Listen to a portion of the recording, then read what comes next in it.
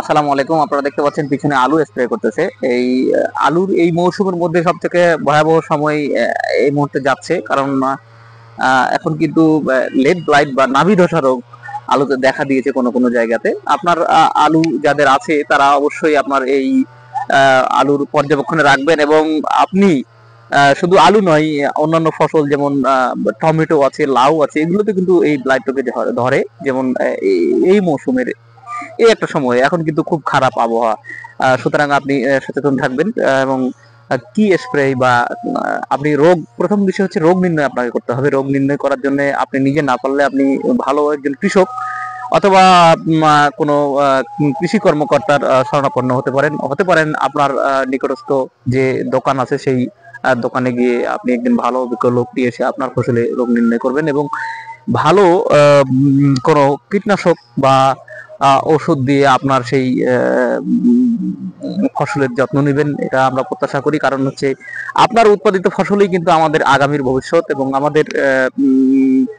আমাদের বাজারের যোগানদাতা সেই কৃষি পণ্য। সুতরাং আপনি যত্নশীল না হলে কিন্তু আগামীতে আমাদের এই সংকট দেখা দিবে। আমরা যদি এই লেট ব্লাইট বা নাভি ধসা রোগকে নিয়ন্ত্রণ করতে না পারি, তবে আমাদের আলু কিন্তু টোটালি আপনি কোনো ফসল পাবেন না। আপনি হয়তো মনে করছেন যে এবছর যদি দাম কম থাকলেও আপনার কিন্তু আলু হলে, সেই আলু থাকলে কিন্তু আপনি কোনো না কোনো ভাবে আপনি বেচতে পারবেন এবং কিছু টাকা অন্তত পাবেন যদি দাম কম থাকে।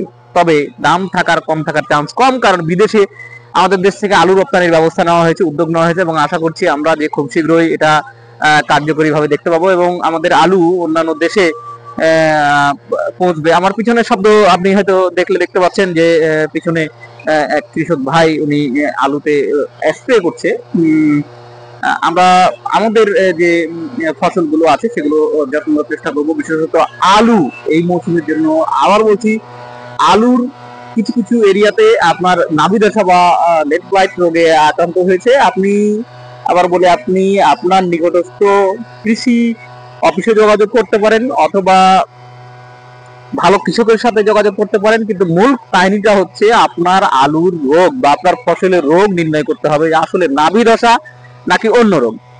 যদি নাভি দশা হয়ে থাকে, নাভি দশা ট্রিটমেন্ট। যদি আরেকটা বিষয় বলে আপনাকে, এই সময়ে সব থেকে সংকটময় সমস্যা হচ্ছে যে এখন কিন্তু রোদ উঠবে না, ঘুরি ঘুরি বৃষ্টির মতো শীত পড়তেছে। এই সময় আপনার আলুতে বা ফসলে পানি দেওয়া থেকে বিরত থাকার চেষ্টা করবেন, এবং চেষ্টা করবেন কোনো স্প্রেতে যাতে কোনো ভিটামিন বা পানি দেওয়ার পরে ইউরিয়া এগুলো যাতে ব্যবহার না করেন, কারণ এগুলো ব্যবহার করলে এই রোগকে আরো ত্বরান্বিত করে এবং আপনাদের ফসলকে ক্ষতিগ্রস্ত করতে পারে। সুতরাং এই ব্যাপারে সতর্ক থাকবেন।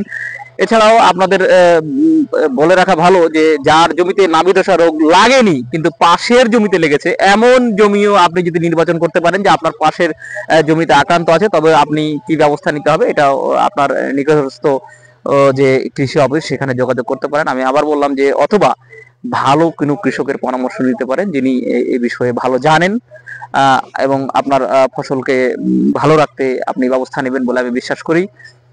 আসসালামু আলাইকুম।